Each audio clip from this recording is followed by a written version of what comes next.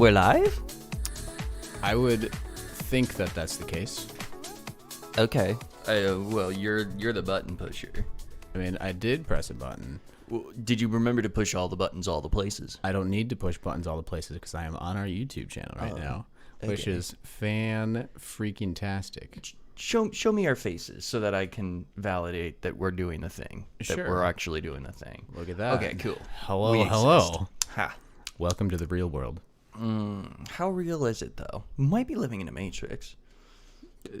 Not the rabbit hole for today. If anybody says simulation theory during this freaking live stream podcast, my head might explode because I can't go in that direction. I can't go in that direction again. But we completely 180'd our last podcast with the simulation theory shit. Oh, we did, didn't we? Yes, I sort of we forgot did. about our last podcast. Yeah. Is this loud? Can people hear me? I think they can hear you. Good. I think everything looks good over here. So, we're going to get political. Yeah, we need to talk. Yeah, I get that. We need to talk. So we're living in a weird situation right now. Quite a weird situation. Oh, I think it's fair to start off with a little quote from F. Scott Fitzgerald. The test of a first-rate intelligence is the ability to hold two opposed ideas in the mind at the same time and still retain the ability to function. In this example, I want everybody who might come across this, our whole 15 viewers, to entertain the idea that both the Trump campaign has something worth talking about and the mainstream version has something to talk about. You know, like, hold them both. Yeah. Hold them both. Because there's no point in, like, batting down the hatches and being like, this is the only way to think. I mean, let's just fucking entertain ideas, look at the evidence that's around, and just everybody make up their own mind. No one believe anything anybody's trying to tell you to believe. Yeah. Yeah. I mean, I can get on board with that. I think I'm a little bit more boisterous in my side taking, I guess. Yeah, but you're also spending a lot more time doing it, like going in and like doing the research, listening to the people who are reporting on this stuff, and right. I'm kind of apathetic and just kind of going through Instagram and Facebook and all the terrible social media stuff. It's very, very apparent what side social media wants to win. Right. And okay, so I've been basically ever since the election like actually started to kick off. And after election night, let's say, I have been nonstop digging and watching numbers this entire time. So I'm quite acquainted with the process that has been unfolding, I guess, from the perspective, at least. I don't even know what bias you would say that I am, because I wouldn't label myself as a conservative person. I just happen to side with the conservative side right now. Like, I'm not a conservative person. You know, I have a lot of liberal tendencies. So, I don't know. Objectively, I would still put you at probably like 65% conservative. Okay, that's fair. And I would do the same thing with me, only on the liberal side. Yeah. Because the things we do disagree about tend to be right on those lines, where it's like, For sure, for sure. Yeah, I know we had a good like abortion discussion. Yeah, that's a thing that I do want to have on podcast because we've got a request from someone who wants to see us, who disagree on something completely, have a discussion. Okay. Because I think that's a super valuable thing for society to see, because, I mean, we're on total opposite sides of that spectrum, but we can still respect each other's point of view. And I think it'll be important for us to go through that process of, like, catching ourselves when we're like, oh, I'm angry, and being like, okay, all right. Egos get involved. You know, that happens to me more frequently than I would like to admit when we're having discussions about things. Like, I get pretty flustered. Yeah, no, So. I do too. I think it's just a practice. Like everything else, it takes time and effort to be able to realize, like, as soon as it happens, be like, oh, oh, there's my angry ego. Yeah. He's just rising up out of the dirt, and he's like, I must be right. Right. Okay. So What should we do? Let's do political first, though. yeah, we're gonna start political first and what's going on, because I have a whole bunch of notes here. A whole bunch of notes. I have a whole bunch of notes here to go through. Oh, look, easy. Red me, blue you. I have a red shirt. You have a blue shirt. Cool. That was deliberate. And the Democrat Republican. Yeah. Deliberate. Deliberate. Look at us. Look at us. Who would have thought? Not me. Planning ahead, doing weird shit. Alright, so I think where I want to start with this whole thing is I kind of want to try and lay out, just in my mind's eye, what I think the process of this election was. Not what I think, what the mainstream and probably the average person saw happen with the election. I kind of want to lay that out and I guess set the stage for starting to unpack some of the pieces that I've been watching unfold with this. So I'm going to try to rebuttal you as much as possible on points that are, prevalent in the mainstream. Because I feel like viewers need to hear someone fighting. Otherwise, they could just tune into, I don't know, like Trump talk. Yeah. Okay. So the basically timeline, let's say election night. We were here in the house together and watching. I was kind of flip-flopping between a couple different, news stations and broadcasts on the election. And the first step of this, I guess, is election night started, right? Things were going on. All the news stations were on. Everyone's, sitting at home with their freaking popcorn, basically, like being like, oh, who's going to win? What's going to happen? Like, let's see. Is this going to be, the Trump 2020 or is this going to be the Biden 2020? Let's see what's going to happen. And for the average person, I guess, watching mainstream media, what you saw happen was throughout, oh boy. Continue. Good. My camera's still good. What you saw happening. What I saw happening. Okay. So through the election night, what we saw was, at first, there were, the states started, votes started coming in, ballots started coming in. This was happening. The counts were going up and up and up for both parties. And we saw states flipping red. We saw states flipping blue. But as the night went on, a lot of the primary swing states, which are some of the most important states for the candidates to win in this election, at least. They were red. They were all red. By a significant margin. By like Pennsylvania was like 700,000 votes, which is unprecedented. Like, it's insane. For people, that lead is massive. Yeah. So we've got all the swing states, when we're all watching it, being red, and it looked like Trump was going to win. Right. And in a landslide. Exactly. And I stayed up pretty much all night, probably until 3 o'clock in the morning, watching this stuff happen. And but probably around 10 or 11 o'clock, the first thing that happened that really, really set me off on something is wrong here. They just stopped counting. They just stopped counting. Which I thought was like somewhat, maybe that's like a thing, but then as you look into like historical precedents, it's like, oh shit, that's never happened before. That never happens. They just like stopped counting. Like the Florida election with what was it, Al Gore and Bush or something like that. That one, like, they just kept on counting until the results were finalized, and then the recount happened until the results were finalized. No one was like, oh, we're tired. We're just all going to go to bed now. Like, I would very much like to understand what the reasoning behind...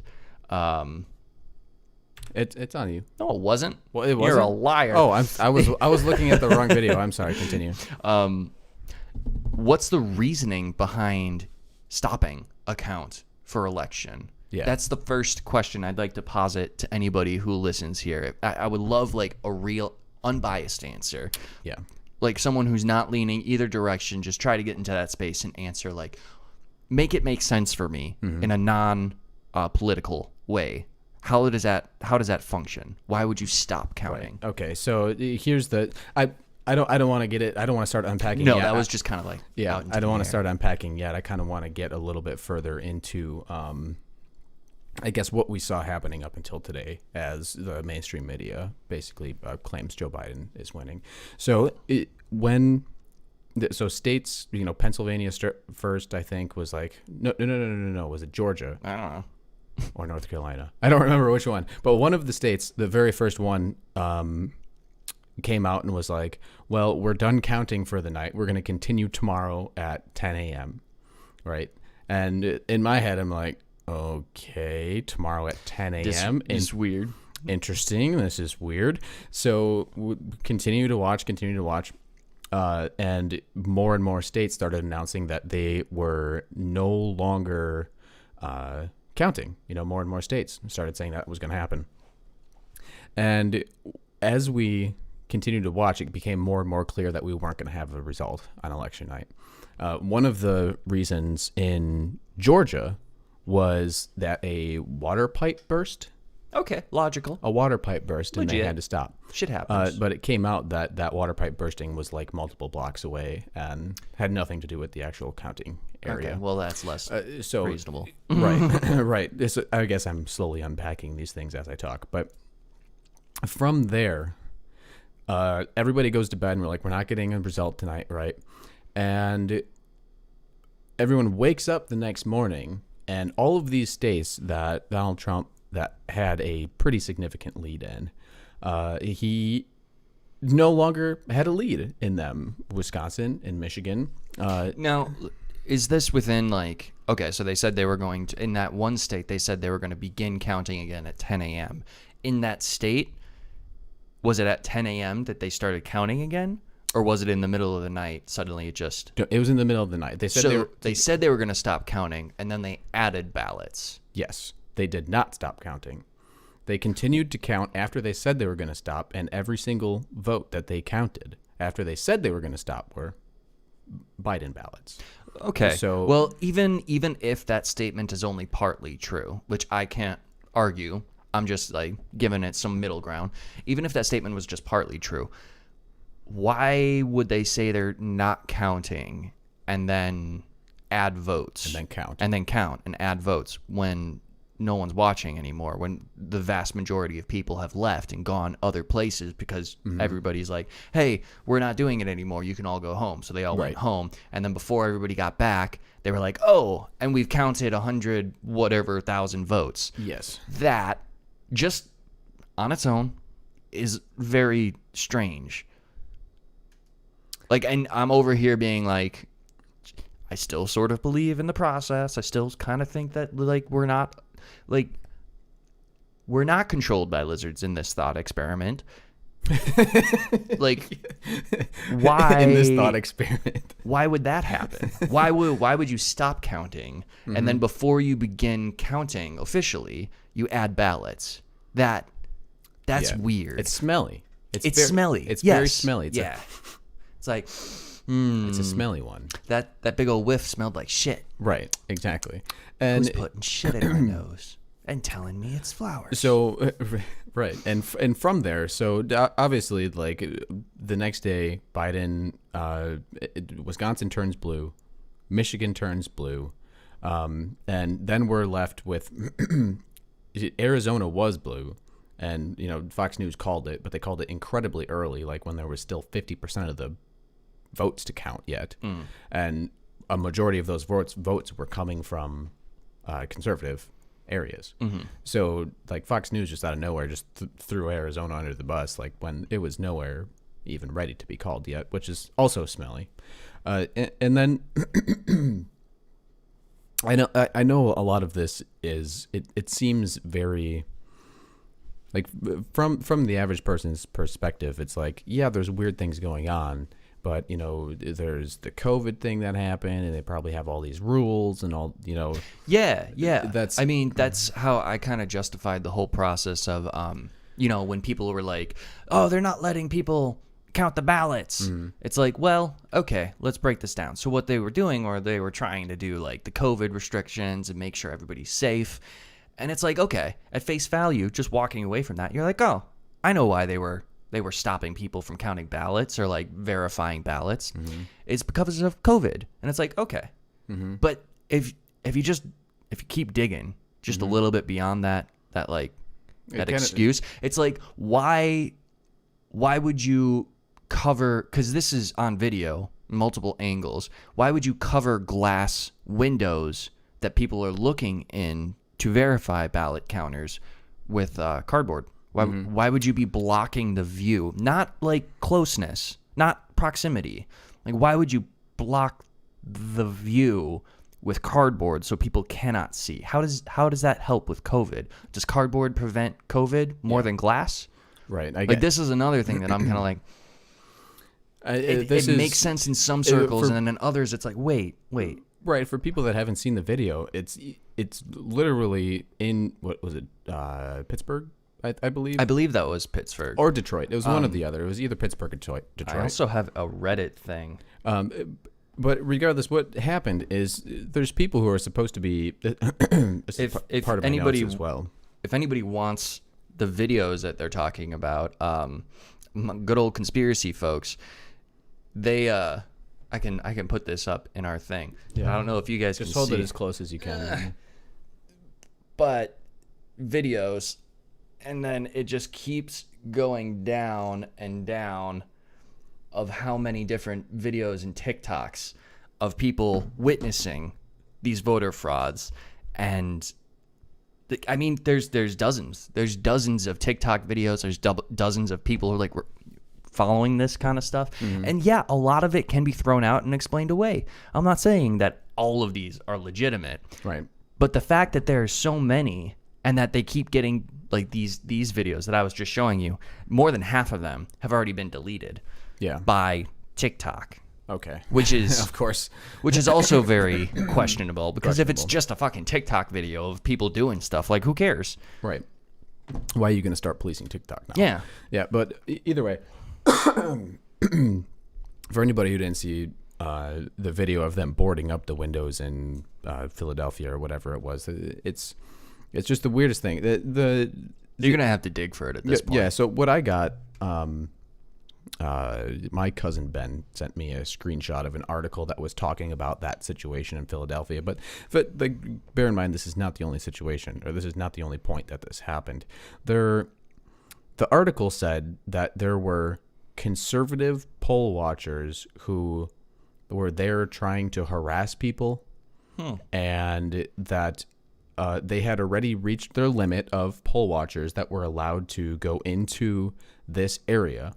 And when they were not allowing them in, they started like yelling at the glass and pounding on the glass, let us in, and like harassing people, right? That's what the what the article said.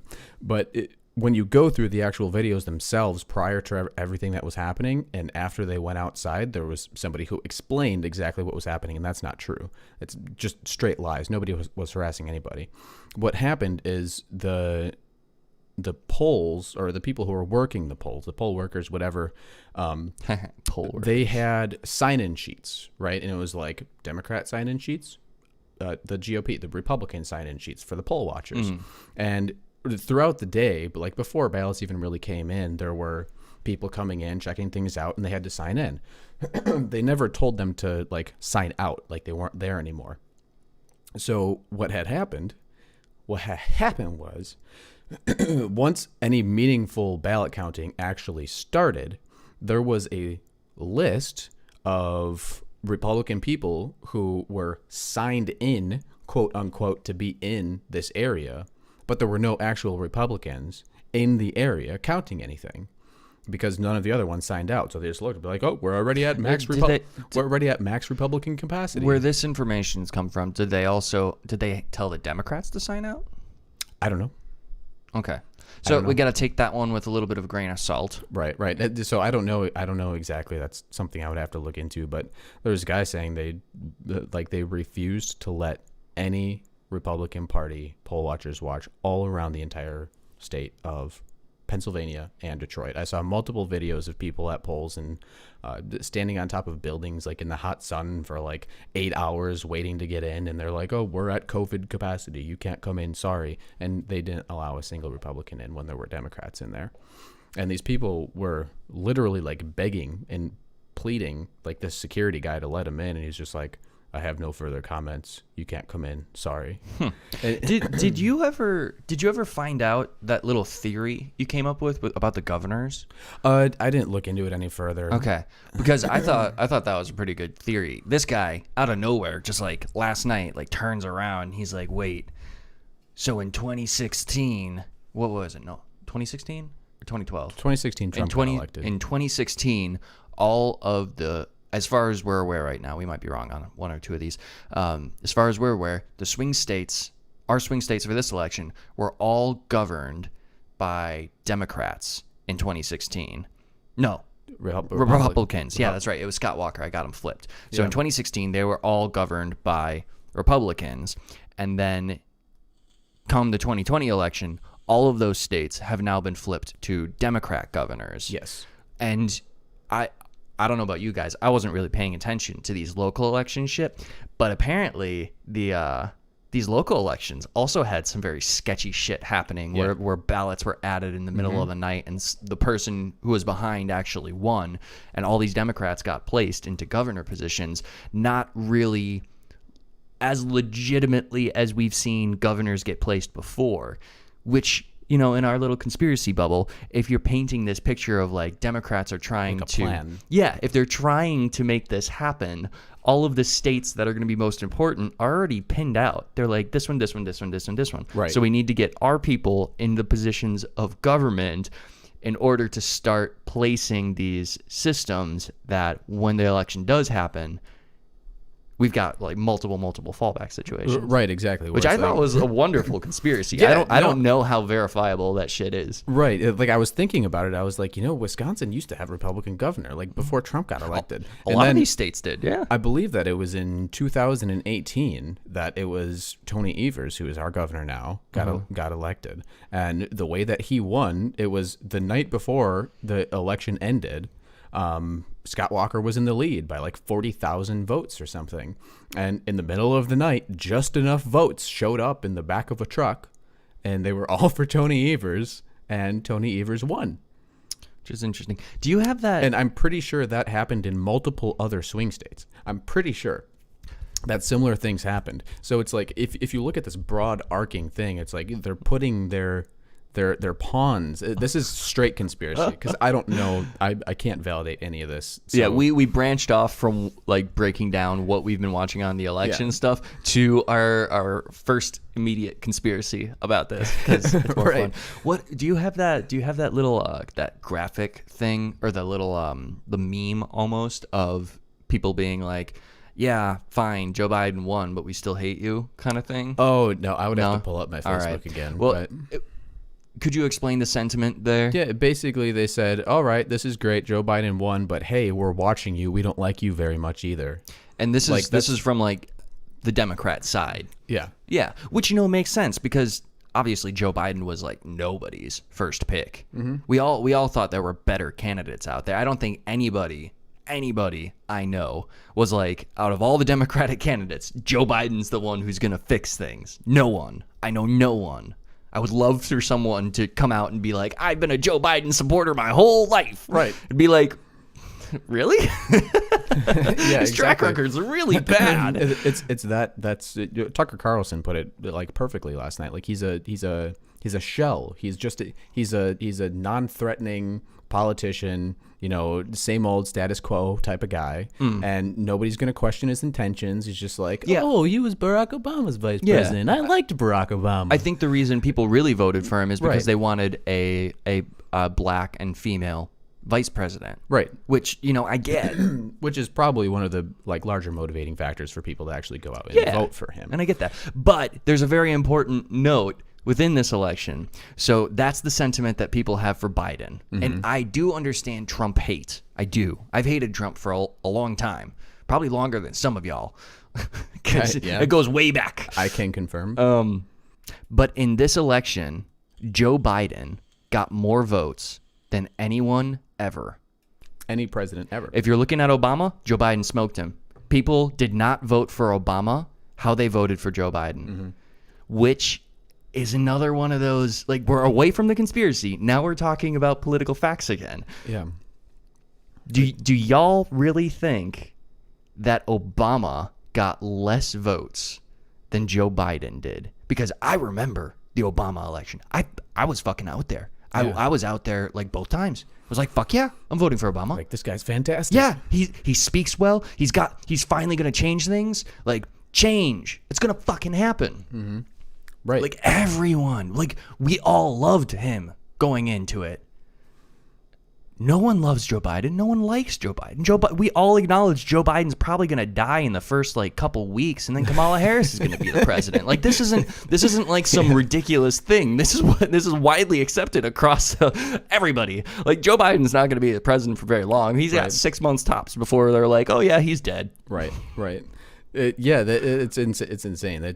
He's just a surrogate for Kamala Harris, honestly. But like going into a little bit more depth, I guess we already talked about. Let's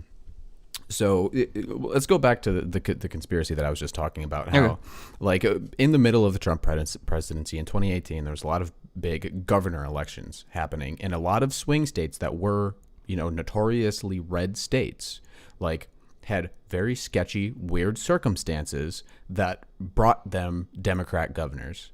And that's like first sign number one when that happens. Interesting. And then COVID. And then COVID hits. Uh-huh. Okay. And the Democrat governors were also notorious for being the people with the harshest lockdowns and pushing, if everybody remembers, pushing for mail-in ballots. Like, they pushed heavily. They were like, people can't go vote. Like, they need to stay home. They need to be, social distancing. Stay in your house. Like, this isn't okay. We're sending out mail-in ballots. And they send out 80 million ballots around the country that nobody requested. And they just, like, send them out there in the mail, right? All while everybody's locked down. And then from there, there's pretty much almost all of the states that were Republican governors and are now Democrat governors have all of these like pushes to change the rules of the election process because of COVID and the lockdowns. So they're like pushing these things through to the Supreme Courts saying, hey, we need to get rid of this rule. We need to get rid of this rule because of COVID. We need to get rid of this rule because of COVID. And all this stuff is happening. And from there, this happened in Pennsylvania.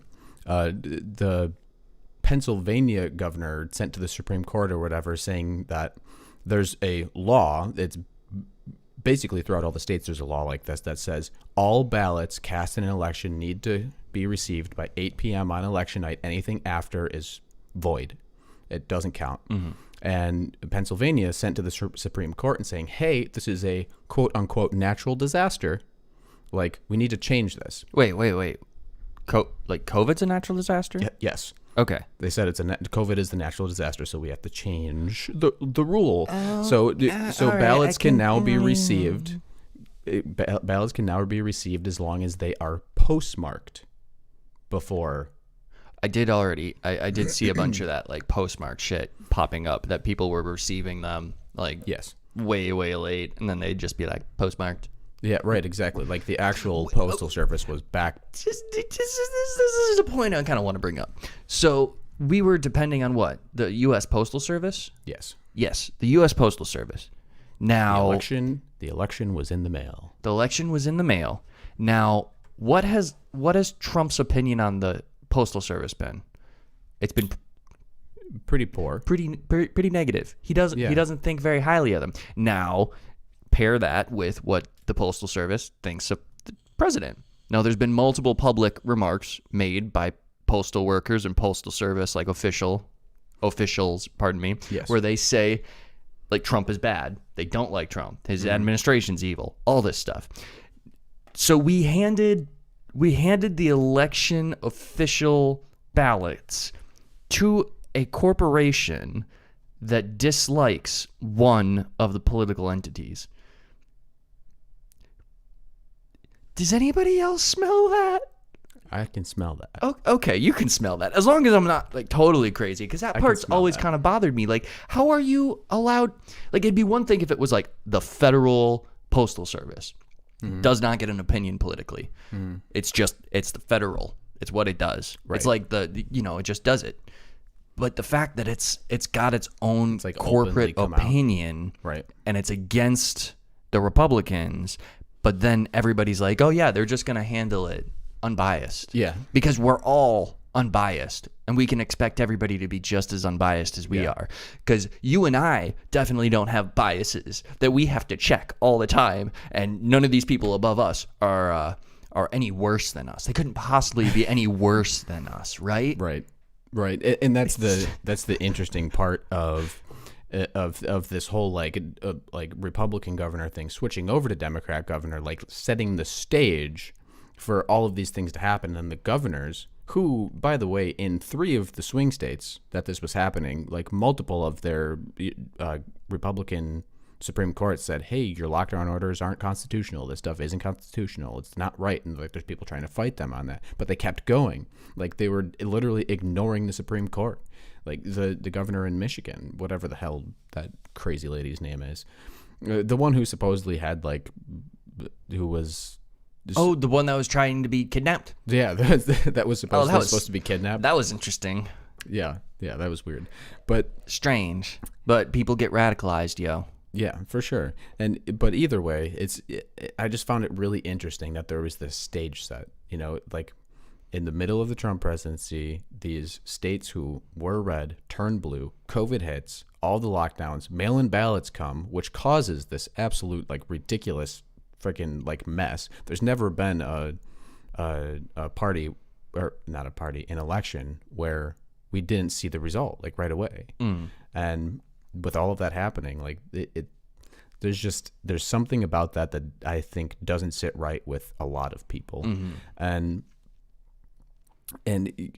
you can claim, I guess, that there's many, many valid reasons for this happening, but with such a contentious, like crazy polarized election happening, you would think that you would want to look a little bit closer.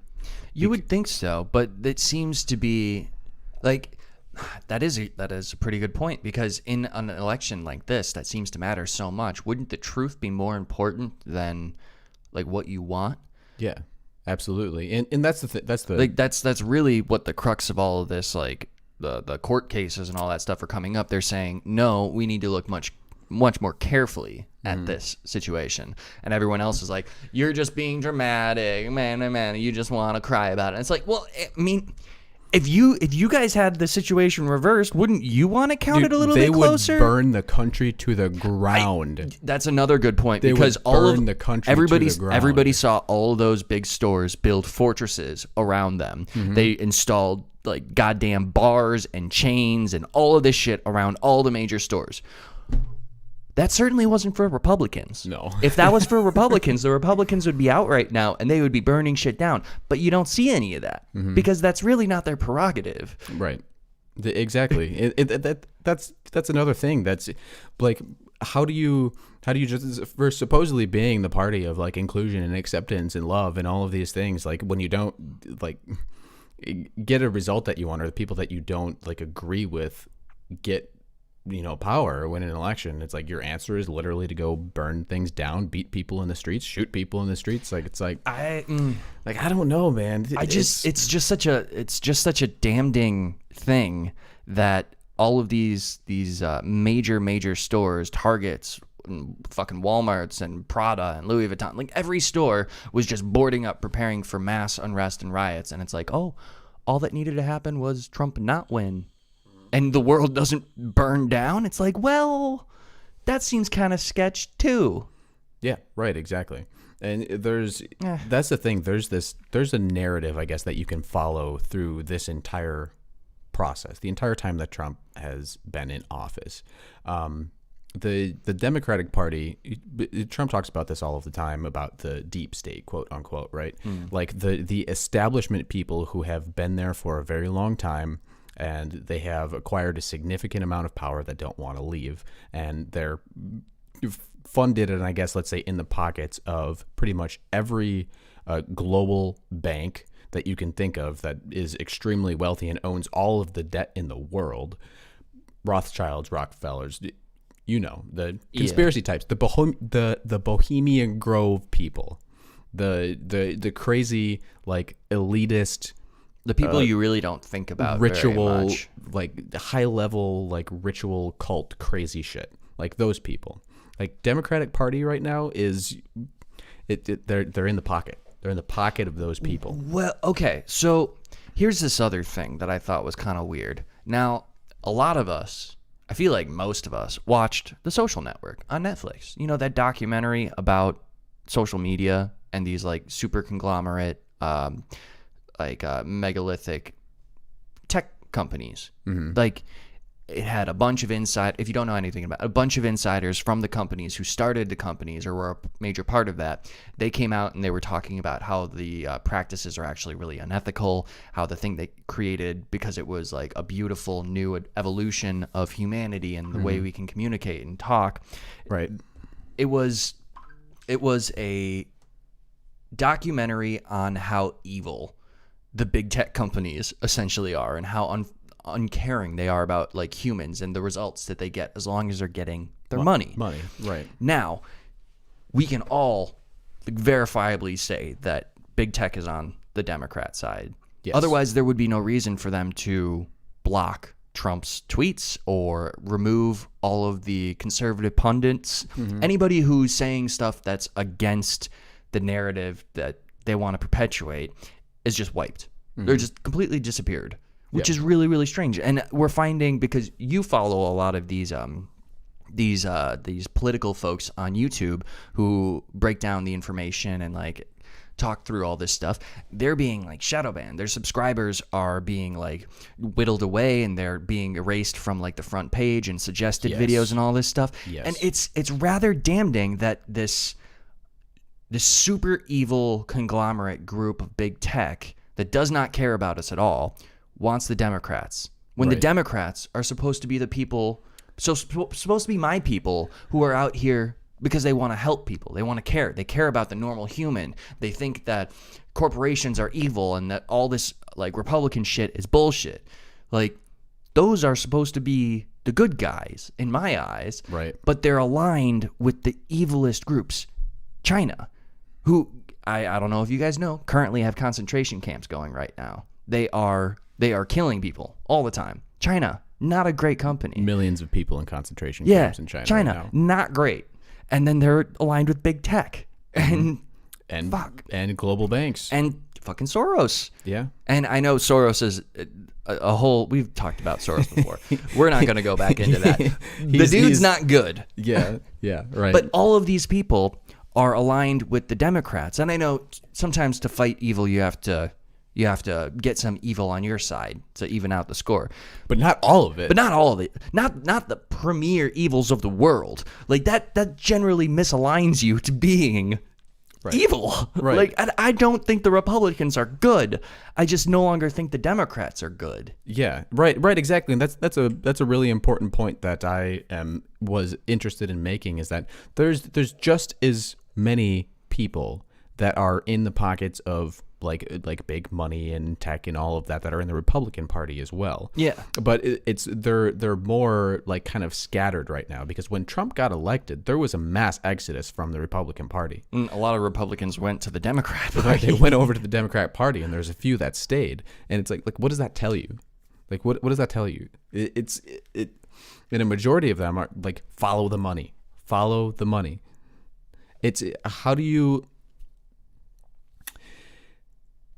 explain, I guess, to someone who doesn't follow this as closely, I guess, as I do or as other people do, that you remember back like probably a decade ago when I first started getting into conspiracy stuff, and I was like, we live in the Matrix and all that. Yeah, right? you literally like kicked in my door, and he was like, we live in the Matrix, and I was like, are you having an aneurysm? Yeah, right. He was like, oh, just sit down. I got a lot to tell you. Right, but like when conspiracy ideas like first started coming out, it's like there's a global. Well, when we first found them. When we first found them, there's a global cabal. There's a group of people who are not here for the betterment of humanity. They think humans are just useless eaters, right? And there's like only specific people and specific bloodlines that are actually valuable and intelligent and deserve to live. And they're controlling everybody. They were behind a majority of the wars that we fought. They were behind all of the big money and the big companies. And back in 2010 or 2012 or something, there's like the whole what was that movement? The Anonymous movement that came up that got completely hijacked. And then there was the Occupy Wall Street movement. Oh, that Occupy Wall Street shit I talked about in the last podcast. Yeah. How they got rid of Occupy Wall Street and the focus being on big bankers, because that was a really, really powerful movement that was happening. Shit was going to happen. But then they erased it, and then you can see it in the Google searches too. It went from quiet phone. It went from being all about banks to being all about racial equality. Yeah. In the span of like 6 months, the amount of research and mentions by like news and political pundits and like web articles and all that shit, mentioning racial shit went sky high. I think it went over like 320% up. Right. So directly after the bank. So what the conspiracy or the idea is that when the Occupy Wall Street movement was happening, all of the big banks and all of the big money were looking down at these protests, these Occupy Wall Street protests, and they're like, what are we going to do about this? Like, we can't have people looking at us because they're going to start uncovering shit. They're going to follow the money. They're going to see that like there's evil people. Too much light disinfects. Sunlight disinfects things, and they don't want sunlight, so they inject Marxism, racial injustices, all of these social issues that completely move the spotlight from very large and powerful corporations.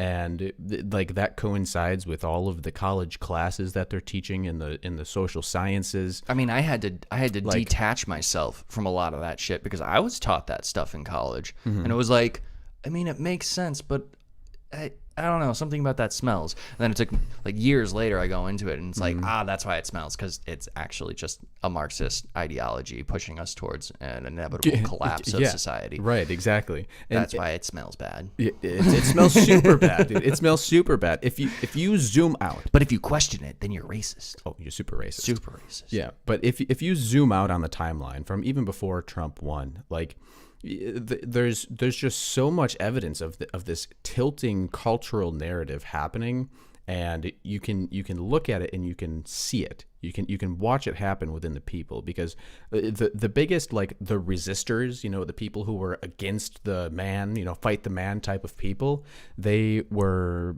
very specific in their goals, and it was financial, big banks. Like, people are being very unfair to the general population, the average working person. There shouldn't be so much wealth. The banks don't get the benefits. The people get the benefits. The banks have to work for it. Yes. Like, they don't get the cheap loans or whatever the fuck that is. The people get that. Fuck the banks sort of mentality. And it was very clear. It was very clear and very direct.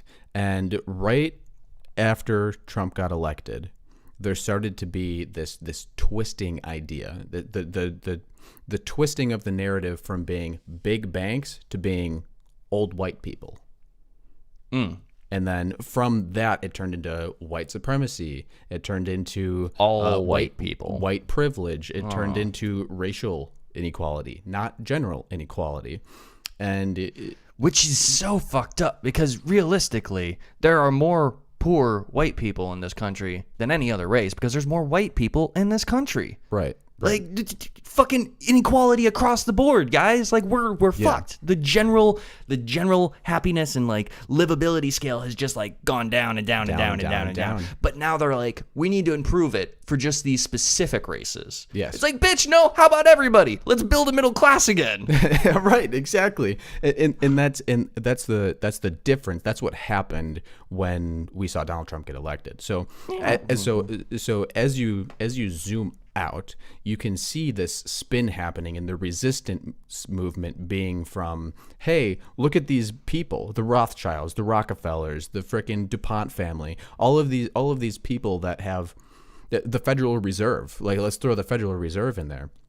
that literally owns all of the debt in the country, and all of the banks that own all of the debt in the entire world being connected, that there's a small group of people who are manipulating all of these things to make things worse for us. They have an agenda, and they're trying to bring in their form of global governance, which is globalism, right? And as soon as we got into the Trump era, the resistance stopped being that, and it started being the racial thing. It started being the social issues and all of that stuff. Like all of the eyes that were being put in the mainstream media there, the revolution that was supposed to happen came in a way that it took everybody's eyes off of those people, and it turned it on the average person, let's say, it turned it on Republicans. It turned it on like the average working class American who makes, $60,000, $70,000, $80,000 a year or whatever. They're the oppressors now, like the average person, and it's not these big bankers, I guess you could say. And now we sit here in this place where we can watch the process unfold when we zoom out of all of these pieces and ideas being injected into culture. And it has led us right here. Everything from what I was saying to Democrat governors being put in where Republicans used to be. And the thing is, guys, this isn't about Democrat or Republican. Like, this is about elitist, big money, big tech groups of people versus the average person. Yeah, every time this discussion gets brought up in a political fashion, it's like, well, objectively, what's going to happen in this discussion? Mm-hmm. You're going to say some stuff, they're going to say some stuff. Yeah. You both are going to be more angry at each other. Now, what if that discussion was, look at what these hyper wealthy corporation groups are doing? Are we going to be fighting about that? Is a staunch Republican and a staunch Democrat going to look at someone who makes $700 million a year? Are they going to look at them and be like, oh yeah, they definitely have my best interests at heart? Or are they going to look at them and be like, that kind of seems fucked up when I'm working 5 days a week and 60-hour a week kind of thing just to feed my family? Fuck. How do I get even a slice of that, man? How could I ever possibly build that sort of wealth? It's not a realistic thing unless you're part of the crew. Right, exactly. And the next, I guess, part of that process, mentally, would be, well, how do we differentiate the difference between people who are, wealthy, they worked very hard, and they're there to lift the people up that they're bringing with them on that journey. They're workers, they're paying them well, giving them benefits, wanting to give people careers that they enjoy, and people who are the Walmarts, the Amazons. If you're tracking, how do you separate those? If you're tracking them closely, it's not that difficult. You always have to have people tracking them closely, because if you see a company that's because I know of some where, as they were growing, the only thing that went up were the employees' wages and benefits and things like that. And the better the company got, the better the employees' livelihoods were. Right. But I do think it's fair that we jump back to what our original topic was, the political stuff, because I thought this was a fun little nugget. In February of 2009, the Obama administration commandeered a powerful supercomputer system. It's known as the Hammer. The Hammer includes an exploit application known as Scorecard that is capable of hacking into elections and stealing votes, according to the CIA contractor Dennis Montgomery. So take it for whatever note you want, but everybody knows we meddle with other country elections. I say we. Our government meddles with other elections. Whenever someone goes and tries to elect a socialist, Not even government, intelligence agencies meddle. It's like but CIA. yeah, we go and we fuck with elections all the time. It's kind of our thing. Go America. Because we're low-key evil. Right. Low-key. Well, let's say there are a lot of evil people within the United States. So we have this capability. Now, the Obama administration had it. Now, I'm not saying that, like, maybe the Trump administration could have used it. I don't know. I don't know the details of it. But the fact that we have the capability to do this sort of thing is kind of, well, it posits some good questions. Right, Like, exactly. What would it look like if that did happen? Like, that did happen would it here. look like straight lines on graphs? Right. Or is that more typical of like mail-in ballots? Is it really that true that only Democrats do the mail-in ballots because they're the ones who respect COVID or something like that? Or is it more indicative of like, oh wait, we have these super hacking things that we use to skew elections, and we used it to skew an election? Because what is this? It's the election software system in Michigan that switched 6,000 votes from Trump to Biden is called Dominion. It's used in 30 states, including Nevada, Arizona, Minnesota, Michigan, Wisconsin, Georgia, and Pennsylvania. Every single one of the swing states. Now, if we're using election software that already is shown to have been favoring one candidate over the other, Yeah. couldn't it be possible that we're using other things as well? It seems like a very clear motive. Yeah. I don't know. For sure.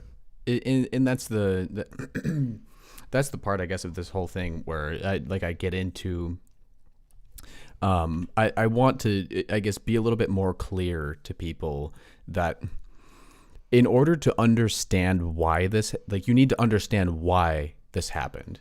Like, it at least in my projection or in my mind, the things that I've looked at, whenever you go to court and you're looking at a murderer, like, one of the number one things that you look at is the why. You know, why would someone do this? Like give me some evidence and give me some... Yeah, the why is like a critical part of nailing down, like, you did it. Right, right, exactly. That's Otherwise, like, the only thing, if you have all the other evidence and the person's like doesn't have any sort of why, you just kind of go, well, this motherfucker's crazy. Right, exactly. They've got no reason. They're just a psychopath and they enjoy killing people. Yeah. So we put them in a separate part of society away from everybody else, Right. so that they can just disappear. Right, so there is no why. Right. But Because there's no why.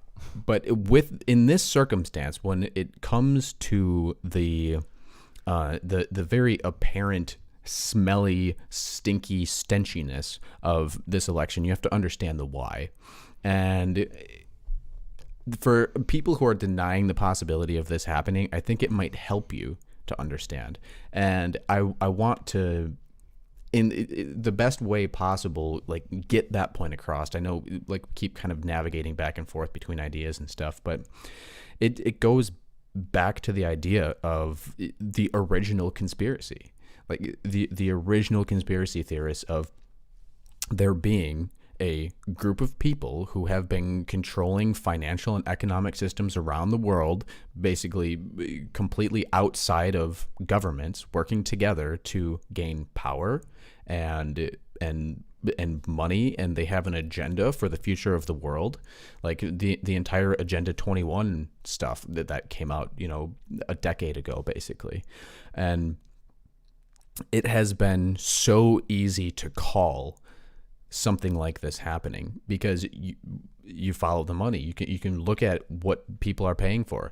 The big tech companies have been so heavily co-opted by this cabal or this group of people that they have become literally the most powerful groups in the world, the most powerful things in the world, social media and tech companies. And to think that the things that you're seeing between, you know, news media, who the same people have their hand in all of these things, news and big tech, aren't being, the information that you're receiving or seeing through these sources is not being manipulated in some way, I would say is very short-sighted. You need to understand why. I mean, that's what humans always do all the time is we manipulate results and we control populations this way. It's not like it's kind of a funny thought that people would think, oh, we're definitely not being manipulated today when we have the most sophisticated network of manipulation installed like in society's history. But no, that's just a thing of the past. Old governments did that. You know, they were corrupt. They were monarchies.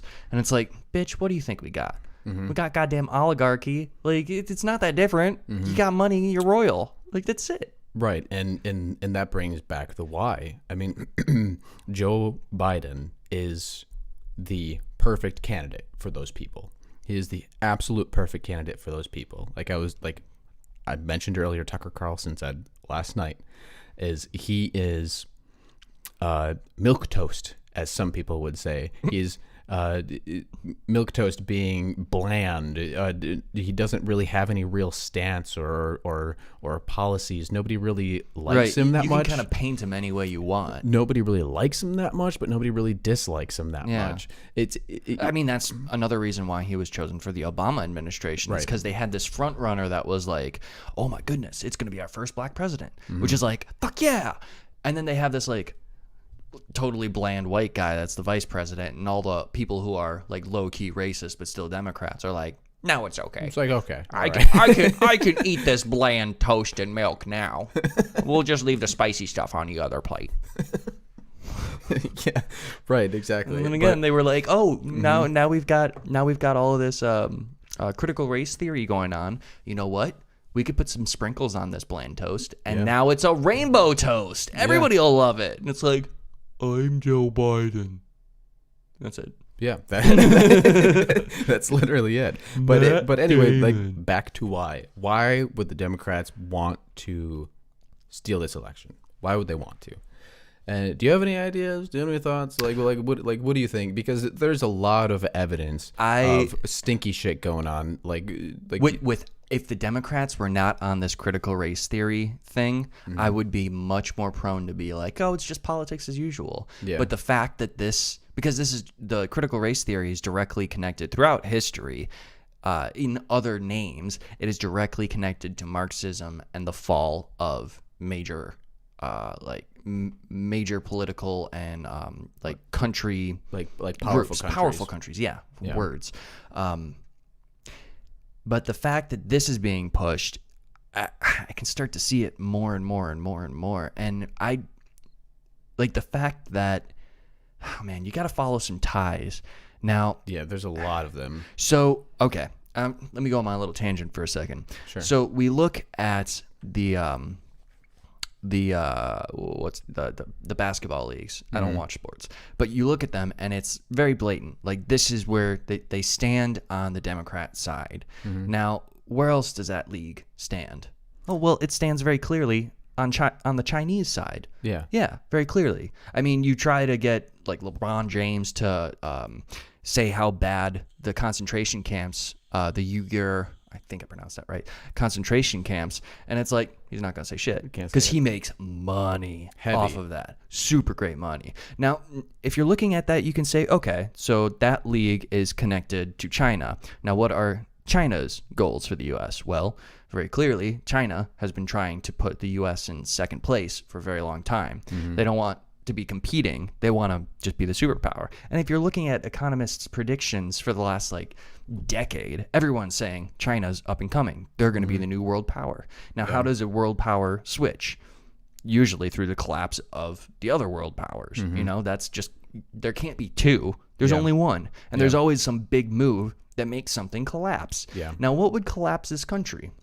Well, being the most divided it's ever been, and then collapsing its economy, and then all the other countries buying up the economy. Yeah. Well, that would pretty effectively collapse it. And I mean, if we're all hating each other and no one's willing to talk to each other because we just want to be superior to one another and be like virtue signaling that, no, you're racist and I'm not, and that makes me superior and therefore more worthy in society. Yeah. We're going to collapse society. Yeah. It's not how humans are supposed to function together. We are tribal in our nature. I don't know. I think the Democrats have some sketchy stuff going on. Agendas, let's say. An evil enemy will burn his own nation to the ground to rule over the ashes. Ugh. Sun Tzu. Heavy things. Which, that could very well be the plan, because the Democrats, the people they're aligned with, aren't going to fall. Mm-hmm. They're not going to fall down. They're aligned with, like, big tech. Yeah. And, like, all of these major institutions that are just going to profit more. Like, big tech's not going anywhere. Mm-hmm. The basketball leagues aren't going anywhere. They're all just going to be pumped up from all of this new money coming in from China. Right. So it's like, well, what are they going to lose? But they don't care about the burned fields that they're going to be leaving, the just ashes of people all around. Right. And I think that's part of my argument for... I also think Republicans are evil too, because they're fucking up my environment. Yeah.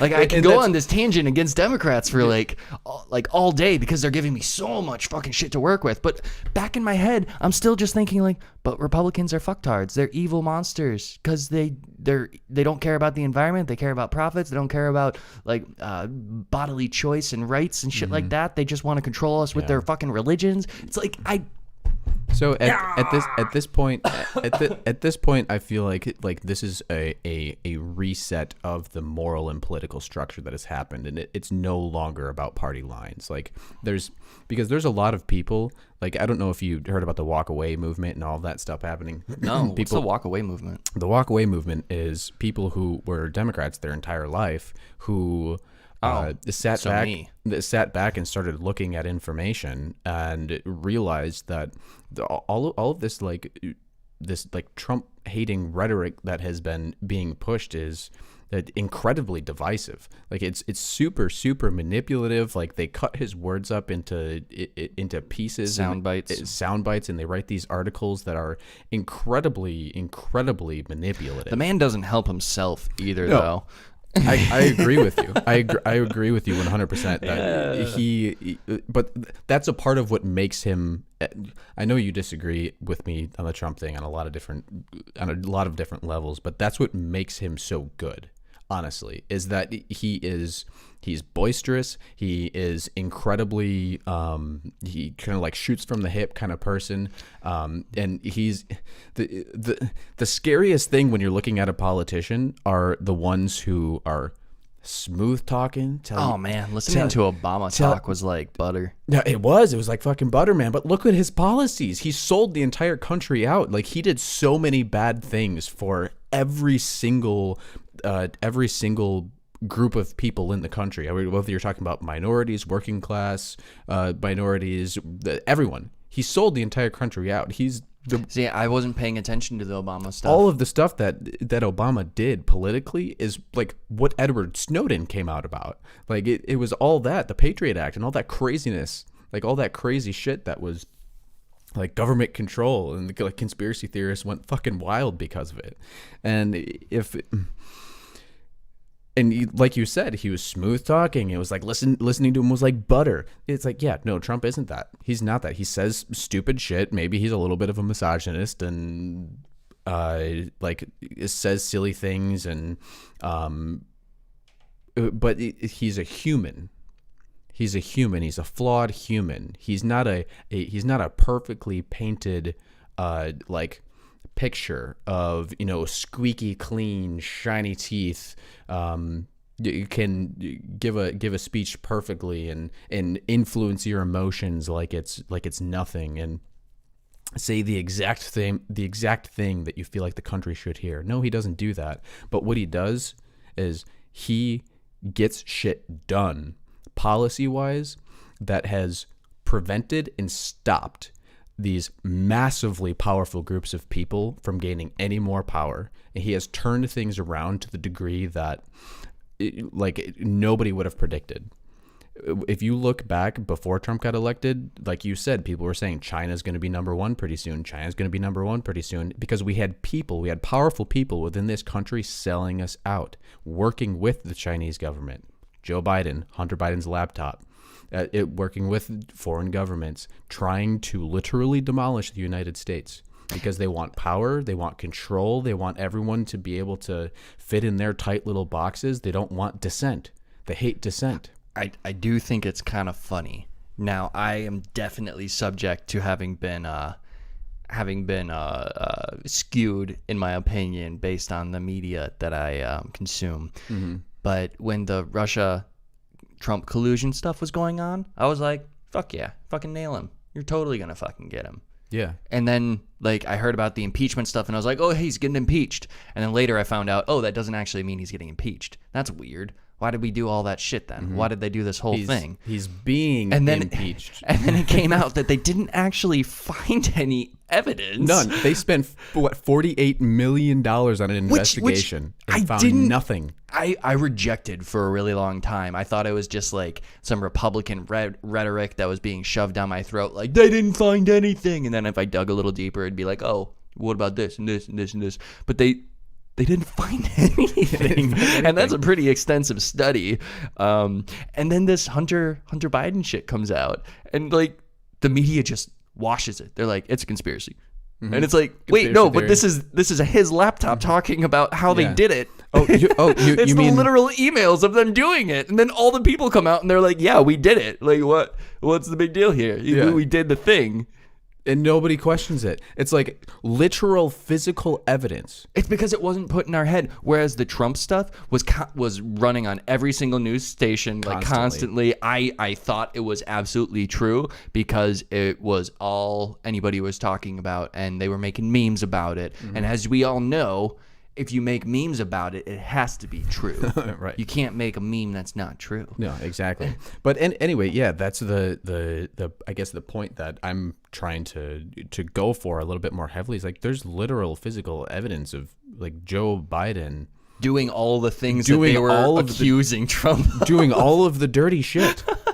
Like working with elite people that want power. There's a really long track record of him doing this shit too. Right. And the same way that like Trump's got a really long stupid ass track record of like being in the WWE and like being in movies and these fucking shows and like you look at him and you're like, he's got a track record of being an absolute dumbass. And then you look at Joe Biden and he's like, yeah, you got a track record of being evil and elitist. Yeah. It's like I will take the ego-obsessed shithead over the elitist any day. Yeah, I same. At least the shithead's gonna be like somewhat understandable, right? Like when he makes a mistake, you're gonna be like, you fucking idiot. Yeah. I can see it. But at least I know you got my back and you're not going to burn the country to the ground. Or at least I can track what you're doing, whereas like the elitists can do whatever the fuck they do want. Everything in the dark of night, man. Y'all remember when the Panama Papers came out and we found out all of the richest people in all of the world are all hiding all their money, and then the only thing that happened was the reporter that broke the story suicided? Y'all remember that? I remember that. I remember that. I remember that heavily. Oh, Jeffrey Epstein didn't kill himself. Anyways. Moving forward. The real conspiracy theorists believe that the government cares about them, the media would never mislead or lie to them, and that the pharmaceutical industry that makes billions off sickness wants to cure them. Yeah, there you go. There you go. That's we're the crazy ones for being like, where does the pharmaceutical companies get their money from? Mm-hmm. Us. Right. And that's Joe Biden, man. It's fucking Joe Biden. And that's the thing. He didn't win. He didn't fucking win. And one of the guys that I just found recently and have been listening to, he made it really clear, I guess, why the establishment and the legacy media, the CNN, Fox News, MSNBC, and all of that have been smearing Trump for so long. And it's because he went in there like a bull in a china shop and started pulling out like all of the legs from underneath the table that they were preparing for what Joe Biden is going to do.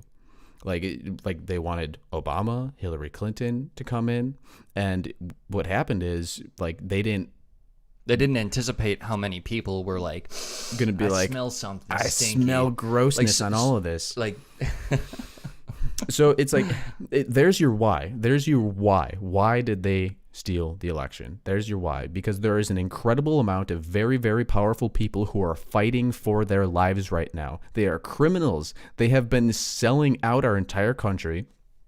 They've been doing super illegal shit when you talk about the Epstein stuff, when you talk about the pedophilia stuff and the crazy ritual Bohemian Grove shit. Like they have been protected by being in the shadows. And it started to come to light that they existed. And as soon as Trump got in, he started pulling all of the fucking legs out of their machine. He made them sit dead in the water, not being able to make any moves, and then started the massive psychological operation to get him out under any means necessary. And there's your why. That's why. So now that you understand the why they would do that, then you have to start to understand the how. Like, how are they doing it? And that's how we can like get into the election stuff. I haven't gone through any of my shit. Like stopping counting votes in the middle of the process, the entire COVID thing happening in the mail-in ballots, in the middle of counting ballots and not allowing poll watchers to watch you count ballots, which all of these things we can break down into like minuscule pieces and understand. And there's lots of evidence for all of this happening. So you can research it yourself. Google it. We'll say that. Googling it's probably not going to elicit the results that you're talking about. DuckDuckGo. DuckDuckGo it. You get doesn't have the same ring though. DuckDuckGo it. Ask Jeeves. There you go. Ask Jeeves it. But anyway, poll watchers not being able to watch, and then a federal judge says, "Hey, you guys need to allow these poll watchers in to watch." And they still don't do it. They ignore a federal judge's order. Wasn't that funnier than that? Wasn't the situation that so they were like, okay, you guys, the judge was like, you guys gotta allow these people in, and they were like, okay, we'll allow these people to come in and observe, and then they took all of the people who are doing the polling and all that stuff. They took all of their desks and they just put them on the far side of the room. Yeah. So it was like they could move 6 feet up, but it was like, the people are on the other side of the room now. Can we get a court order that we're allowed to watch them closely?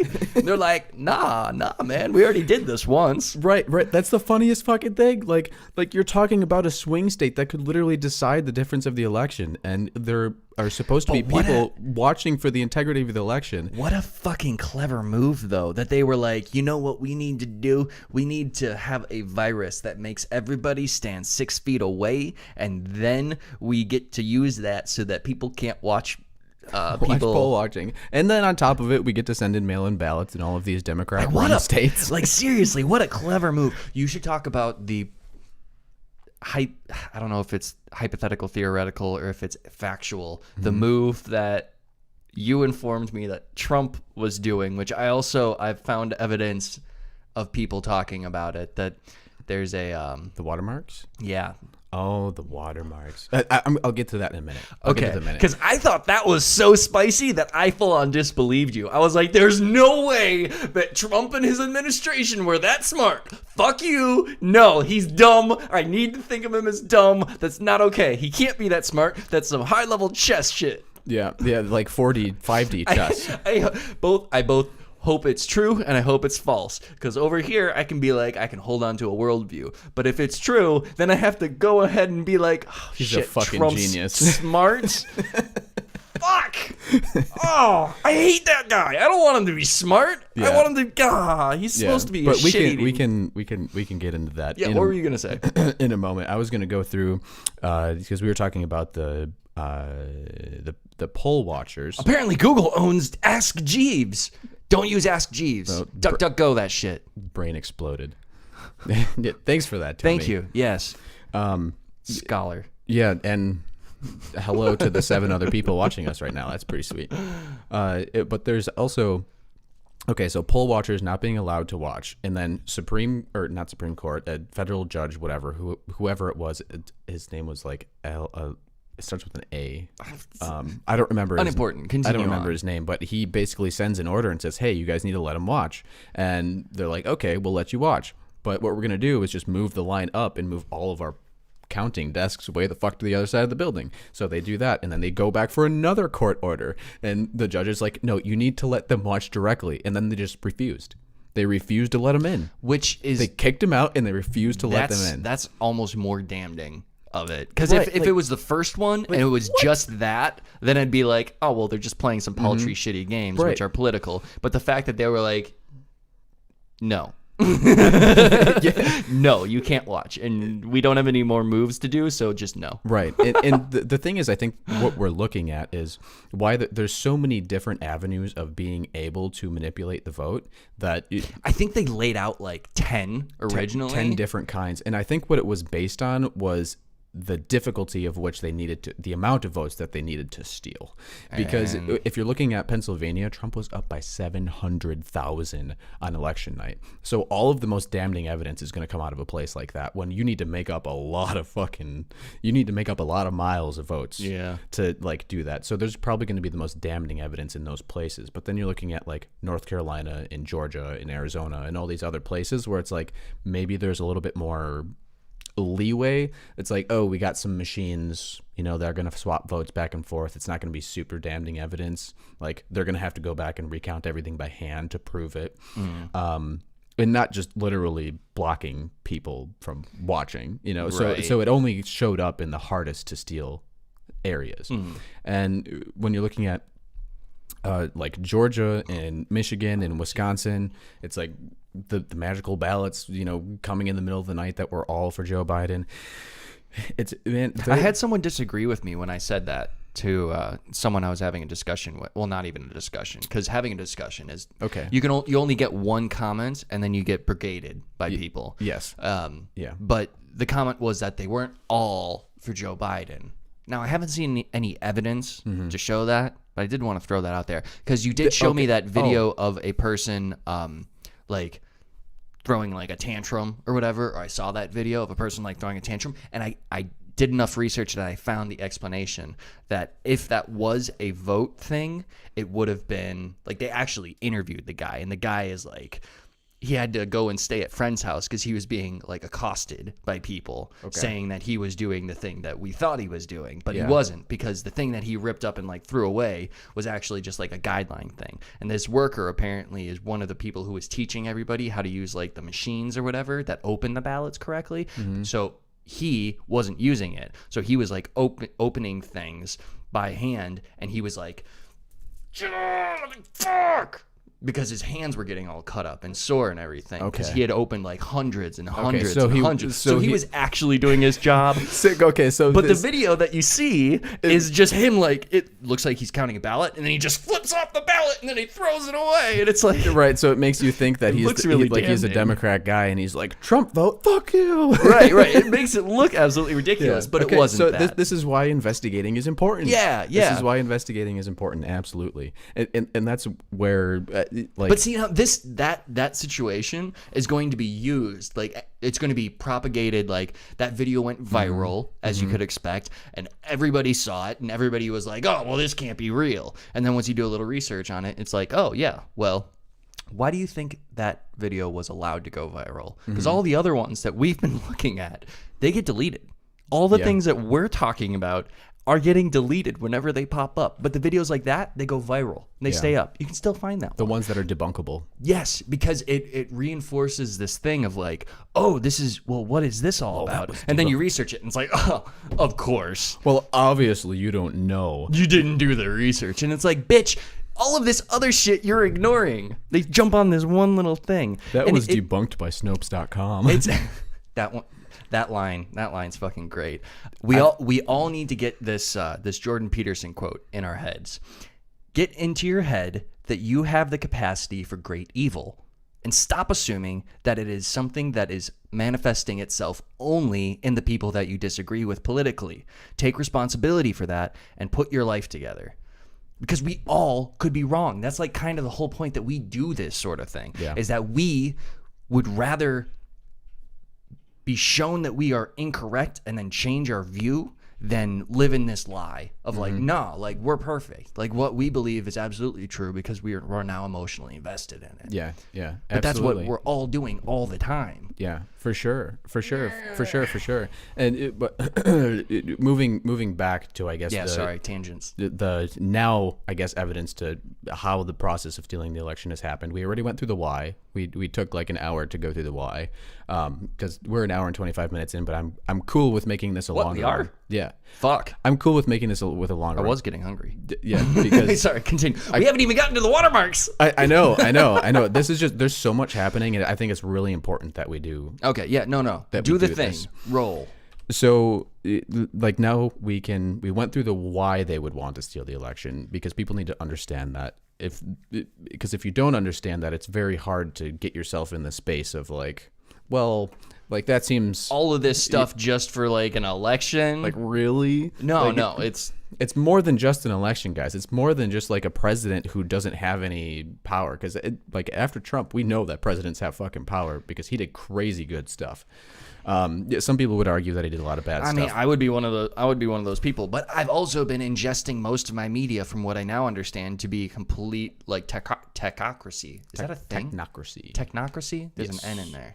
Like, which is fucking weird, man. The fact that like all of the things that started as just like, because we were the generation that we saw the original Instagram, the original Snapchat, the original Facebook, all of these things, we saw them. We used them in their original state before they were corrupted. And to have them 10 years later, you're looking down and you're being morphed. Like, Jesus Christ, I can't even go on Instagram right now because my feed's been changed. It's just this constant political shit. And then I go to, well, Snapchat's kind of free because it's just a bunch of like fucking slut bots.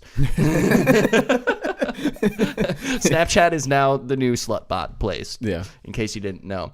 But Facebook and all that stuff, it's bizarre that we are so manipulated in the information that we are given. Yeah. And that's it. Sorry, tangent. Like I said, it's okay. We're keeping ourselves in somewhat on track, and we're coming back to the middle. Just doing lips. So went through the why, we went through the how, we got to the poll watchers being blocked, like in such just absolutely like, ridiculous ways. Yes, it's so blatantly like they're doing something fucking shady. Like if you, but people also aren't paying attention to that, so we can't spend too much time on it because people don't even. They're just gonna write it off as a conspiracy. Okay, so there is another funny thing though. I have a chart that shows that the research trend for election fraud punishment went up like 600% in all of the states. Oh, so in all of the swing states, right before the election, there were huge influxes of research coming in, being like, "What's the punishment for election fraud?" to Google, like a 600% increase, which I thought was funny, but could swing both ways. So, like, either people are just really curious, or they're doing something weird, or someone's carrying a box of ballots, and they're like, "I wonder if I can go to jail for this." It's like Google. Sorry, I interrupted you again. Yeah. Okay. So we went through the poll watchers. We went through like video evidence of poll watchers being blocked even after court orders and judge orders. We went through them stopping the count to set this whole fucking thing up. And then literally, okay, so a part of that poll watching thing, how a judge ordered the poll watchers to be able to go in and meaningfully watch, and then they just told them no. Actual Democrat like legislator people were trying to block it. They were like, nope, like we're trying to shove it under the rug. They were trying to shove the order from a judge like to make it stop. So no, we're not allowed to have poll watchers. All right. So then we went through the machine glitches. That's another how. Glitches, I would more say features of some software that was written by probably partisan people. Yeah, we mentioned the hammer thing, the program, the device that we actually had to swing elections. Yeah, Dominion. Yeah, the Dominion program, whatever it is. We also went through like my personal theory of the governor swaps before, which I thought was inspired. Everybody should give credits because that came out of his brain in just like the middle of the night. He just like turned around. He was like, wait. Which I thought was great. all of these states used to have Republican governors, and now all of a sudden they have Democrats, and then COVID, and now all of a sudden this election is smelly as shit in all of these same states. Oh, it makes sense. Okay, so and then the Pennsylvania Supreme Court. This is another thing. They changed the actual law about the election rules. So, I was trying to get into this. Wait, what? I was trying to get into this earlier. So, it used to be all elections, you need to have your ballots in by 8 p.m. Oh, and this bit. they tried to change it, to be include mail-in ballots, and say that mail-in ballots are allowed after. We'll be able to count them after. This is like the postmark shit. This is what their argument is about why it took so long, because they knew they were mail-in ballots, and a judge had ordered that. The Supreme Court in Pennsylvania had ordered, basically they wrote a law that said we are allowing mail-in ballots to come as long as they're postmarked by the night of the election. And it turns out that that's completely unconstitutional and illegal. So Trump's going to win that case heavily, because the Supreme Court does not write laws. I'm going to go on a tangent real quick. What do you think society is going to do if the shit comes out and it swaps? Actually, guys, Joe Biden won this illegally and Trump actually won. All the stores, they're going to need to double up because the Democrat mob is just going to run out there and just start breaking shit. They're going to need a hell of a lot more than than go out there and find me some good shit. Find me some corporate entity and just be like, okay, I'm gonna go do some free shopping, some looting. This is what Democrats call shopping. Yeah, right, exactly. No, this is how am I fucking turned into a goddamn Democrat basher? This is bullshit. I voted Democrat always. Yeah. No, and this so Supreme Court changing laws, that with the whole COVID thing, we went through that big picture. Now today, social media news outlets calling the election when there are very large litigation and lawsuits happening, big discrepancies and recounts happening that could massively change the outcome. But all of the big tech and all of the media companies are like, yeah, Joe Biden won. Yeah. Even though that's not how it works. A court has to verify that that's what happened, legally, before you can call that. And it hasn't happened. So yeah, and they are already trying to oust Trump from the White House. Right, they're like, if we have to, we'll remove him with force. And it's like, what? Well, hold up now. Shouldn't you guys resolve the court cases and all that shit first? The most damning evidence of this entire thing is their dismissal of the allegations. Because if they didn't have anything to hide, if they didn't do anything wrong, what would happen is Joe Biden would come out and be like, all right, guys, we see that all of this stuff, it looks weird, it smells weird, it's a little sketchy. So what we're going to do, we're going to work with the Republican Party and we're going to open everything up. Because the most important thing is who you guys voted for. And election integrity. That's not happening. Yeah. What's happening? Mainstream media, big tech. Fake news, conspiracy theories. Yeah. Just give them what they want if they're investigating. Let the investigation happen. There's also a thing, free speech is all speech, even the speech that you find repugnant. You are either for all of it or you are for none of it. We don't need people deciding for us what to think, see, or hear.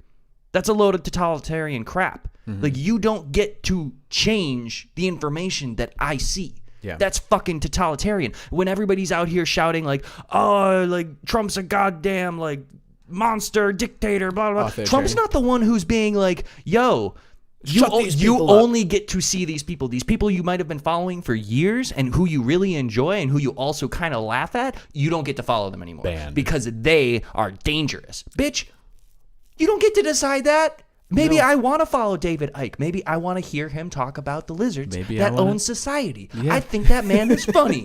I think he's fucking bonkers and it's great. I love it. He's one of my favorites. And now I can't find him anywhere because fucking news sites decided that I get to see this information or I don't, that's totalitarian. And that is the Democrat side right now, which is motherfuckers, look. I just want to turn everybody's head and be like, can you see the shit pile? And they'll be like, wood chip but pile. not over here. If I just look this way, Yeah. there's nothing. Right. It's fine. It's like that meme with the dude that like shoots the guy in the chair and he's just like, did I do that? Or whatever the fuck. Look what Trump did. Why would Trump do this? The Democrats like fucking just boom, boom, boom, boom, boom. There goes your free speech. To be like, why would Trump do this to us? Right, exactly. And this is good meme reference. I love that meme. I think that's Eric Andre. Yeah. And oh fuck, where was I going? It's dangerous having me on a podcast. We forgot where we were. Okay. Social media news outlets calling it. Okay, big tech stuff. That's what we were talking about. Yes. They are calling it way too early. There's all of these lawsuits and litigations happening. People are saying like, "Oh, he's just look at all the people crying now. The people who used to say, well, just accept the results." Blah blah blah blah blah. You know the people I'm talking about, right? That are they're like, "Oh, well, all of the people when Trump won were saying like, well, you just need to accept the results, right?" Yeah, okay, well, we're not out like rioting in the streets and all of that. Like, there's protests happening right now, but they're not protests like against Joe Biden. They're protests against the election fraud. Yeah, the election fraud and stealing. Like, okay, if you really don't want like people getting all upset and shit like that, why wouldn't you just verify everything? Yeah. Like, That's fucking verify. That's what I was saying. Like, instead of calling it all bullshit, calling it all conspiracies, be like, let me prove to you that what I'm saying is true. Yes, right, exactly. Like, let me show you that everything is legit. And like, Joe Biden should come out in a fucking press conference or whatever the hell and be like, we see that there's all of these allegations and we're going to work with them. I do think that if Joe Biden came to like speak or something and say those types of things, he'd probably just like start talking about his leg hair and like children in the pool. They turn blonde in the sun. And then the children come over and they rub We my got legs. all the roaches. We're not making this up. This is shit he's said in public rallies. The roaches are in the pool. Like, Trump's an idiot, but at least he's not talking about children touching his leg hair. Yeah. Okay, so really quick, before you go into yours, I do want to mention that on October 29th, Pelosi said, whatever the end count is on the election that occurs on Tuesday, Joe Biden will be elected. And on January 20th, he will be inaugurated president. It's like, oh, really? Bitch, what? Pelosi said this. Yeah. Pelosi fucking said this into the ether for all of us to hear. And motherfuckers are being like, oh, no, it's a legitimate election. Yeah, well, when one party is saying, like, whatever happens, he's going to be, like, elected. The president. Yeah. Like, that's what's going to happen. Exactly. It's like, well, what do you know that we don't know? Yeah. Like, we don't. And that's what? This is the biggest problem with this entire thing, and all of the people that are like, oh, yay, Joe Biden won, yay, Democrats, I'm on the Democrat side, that's fantastic and great. Like, they are throwing their people under the freaking bus, because if all of this goes the way that Trump is planning that it's going to go, Q, I see you. I would also put onto the record that the entire time Jordan has been on this Q thing, I have been against the Q thing. But if this one thing actually happens, I'm going to switch sides. because all of the Q stuff could be swept under the rug as being like coincidental. But if this one thing that Jordan's about to talk about goes through, I'm switching sides to the Q theory shit, because it's just too 4D. It's just too 4-5D chess shit. It's just like, Yeah. Okay. So I hope it's not true. So this is my, I guess, gripe with the Democrat Party. I feel bad for the people who are happy that Biden won right now, because the Democrat Party has completely thrown all of their supporters under the bus with announcing that he won, with doing all this fraud shit and making them all look like idiots. They have manipulated them. It's sad. It's honestly incredibly sad. Well, I don't know if it's going to be sad until it actually happens. Right, but like you're very expectant that it's going to happen. Very expectant. I'm still up in the air. I'm very expectant, but I guess we'll see. The podcast that we do after it happens. I'm we can give me a little victory dance and be like, if Jordan is correct about this QAnon watermark shit, I will come on this podcast with a Trump hat. Okay. Yay. I hate Trump. Fuck that guy. I fucking hate Trump. But if this is true, I gotta give credit where credit but is we'll see. Do you want to explain? Yeah, sure. Okay, so I feel like a lot of people don't know what the watermark shit is. Yeah, so the idea is supposedly there's already a bunch of fact-checking websites out there being like, no, this is not true. At this point, if fact check is doing it, I basically just reverse what they're saying. Yeah, because fact check is so ridiculously stupid. I have a meme that I would pull up, but I don't have it ready. I don't have my computer set up right now for screen sharing yet. But the meme is George Orwell 1984 calls it the thought police. Google, Facebook, and what's the other big tech? Google and Facebook. That's pretty. Is Twitter its own entity? Or Twitter, is yes. It bought by Google, something? Facebook, Twitter. They call them fact checkers. George Orwell called them the thought police. Big tech calls it fact checkers. Yeah. I mean, 1984. I have one of these right now. That was fact checked. PolitiFacts rates it mostly true that the pro-police thin blue line flag is actually an anti-Black Lives Matter flags. So this is the type of truth that the fact checkers promote. These are the true statements that they are putting out into the world. Mm-hmm. So if you support police, then you are anti-Black Lives Matter. Mm-hmm. This is not a mostly true statement, but this is how all PolitiFact and all these fact checkers operate. They find some thread to pull on, and then they use that thread to fucking hang the truth. Hang the truth, yeah. And it's like it doesn't matter. It doesn't matter anymore what the truth is because it's just this. It's this elusive thing that they can change at a whim. Because I mean, you can make an argument for that, but anybody who would make an argument for that situation would be like, yeah, this is way more nuanced than just saying it's true. Right. And by saying it's true, it's almost being disingenuous because it's not. Yeah, I've had people throwing fact check stuff at me so frequently lately that it's like it's sickening. Honestly, it's like you think that is legit. It's like you might as well bend over and like let them insert the microchip as far up your booty hole as you possibly can, because that's good imagery. I like it. Great. But no, you're right, because what other situation would you be like? It'd be like what happened to the health industry in America, where they were like, we think carbs are actually to cause this, and then the sugar industry comes in and they're like, actually, it's just meat. Mm-hmm. And then everyone's like, oh yeah, well they checked it. Mm-hmm. They checked it, so it has to be. It's just red meat, guys. It's the people. It's like this. It's like you have a company that makes golf balls, and you have to. This is a terrible metaphor. No, you're involved now. You have to. You have a company that makes golf balls. Golf balls, and then in order to make sure all of the golf balls are like perfectly round before they can be sold, the company that audits the golf balls before they go out is the same fucking company. So it's like they get to check.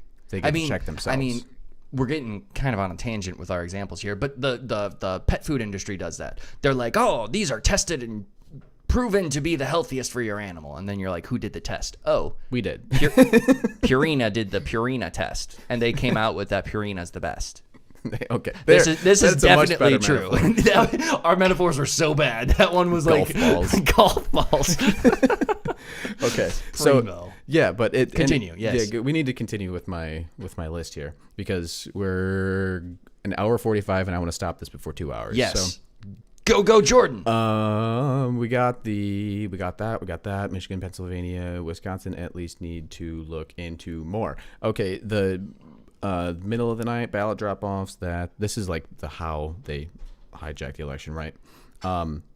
This was big news. Poll worker in Texas arrested on 130 counts of felony fraud, election fraud. It's already like rolling out, and that's in Texas. That went to Trump. So, like, think about that. like they were trying hard everywhere.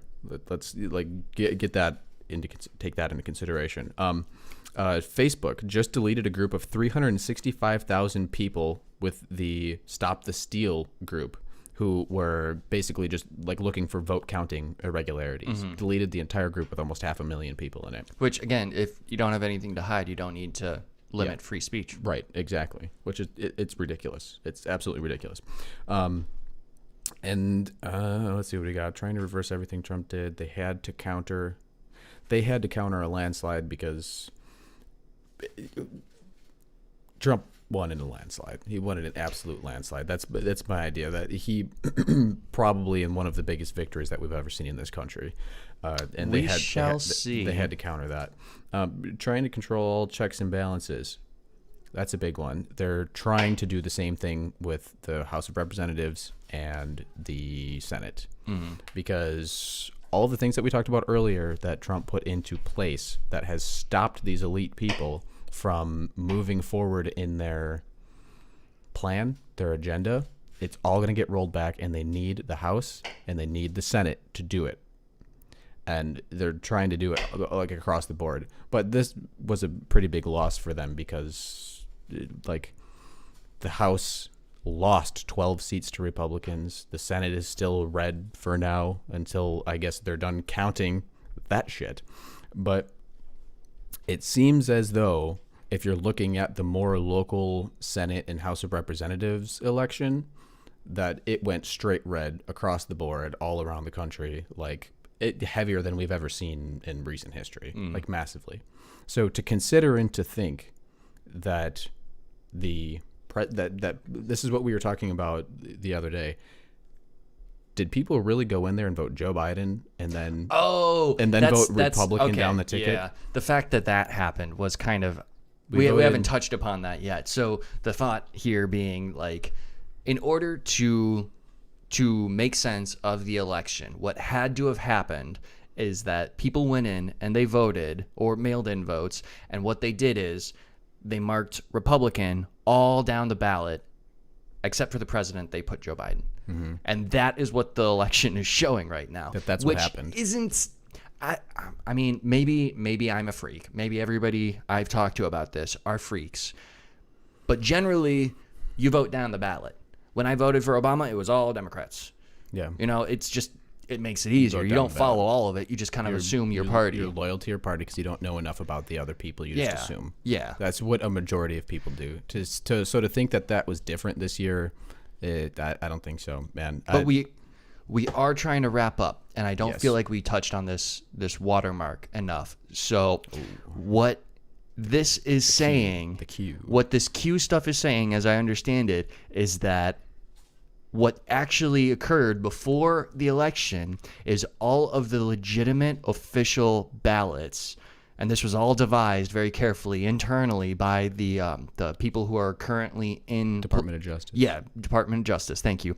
That they devised this in secret with Trump's administration, that all of the official ballots for all of the people who were actually voting all had a secret minuscule watermark that's in a blockchain. Yeah. That the only way to have it is for them to have made it originally. There's no way to replicate a blockchain like this. And they can follow it through the entire process. Because when you're talking about votes, like the votes are tracked from the moment that they're either requested in mail-in ballots or to the moment that they're put into the ballot box when you go in person to vote. They're tracked every step of the way. So they're going to know if this is true. If this is the thing. This is the 4D chess we were talking about earlier. If Q has this right, and Steve Pachenik, who brought it out on InfoWars, has this right, they have blockchained all of the ballots. So they're going to know exactly which ones are fake, exactly which ones got thrown away, exactly which ones got flipped and swapped, and exactly where they went, who they were with, and who was working in the areas. Like, what you're seeing in the mainstream media right now could literally be these people fighting for their damn lives because they're all going to jail. So, and I do have another thing. Pennsylvania USPS whistleblower Richard Hopkins went public confirming this federal investigation. Oh, he did go public. Yes, which Okay. which is interesting because that federal investigation would be the watermark thing. Yeah. Now, I fucking hate Trump. But if Trump did this, And it was leaked by Q first, so Q is real. and Q was right, I'm gonna have to eat some shit. So if there's some shit in front of me, I'm just gonna be like, nom nom nom nom. No, you're gonna have to come onto the next podcast wearing a MAGA hat. Which you're gonna have to supply That's fine. because I will not buy this shit. Yeah, but I don't want to go on the damn Trump supporting list though. That Oh, that's right, because they're keeping tabs of that. the commies now. God, and that's another fucking thing. So we covered the big thing of the watermarks. If the watermarks are true, it's basically like all of the fraudulent ones are just gonna poof into disappear, and then you're gonna be able to see the results as they are supposed to be represented. And also they have caught red-handed the entire deep state in the process. If it's true. And all of the people who funded it.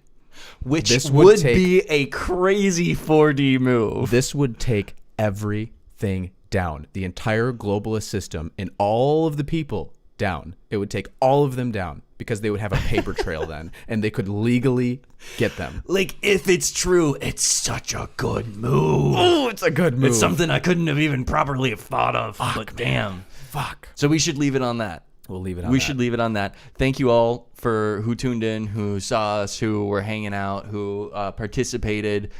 Tony, as always, love your input. Sorry we weren't responding as promptly as we could have been. we were just super into everything Yeah, here. and we didn't even realize like we were covering so much fucking time. But there's been a lot going on. But as usual, thank you for tuning in. There's been so much going on. We have to get back on here again another time. So All right, let's do it soon. fantastic. We will see you guys in the next one. Bye-bye.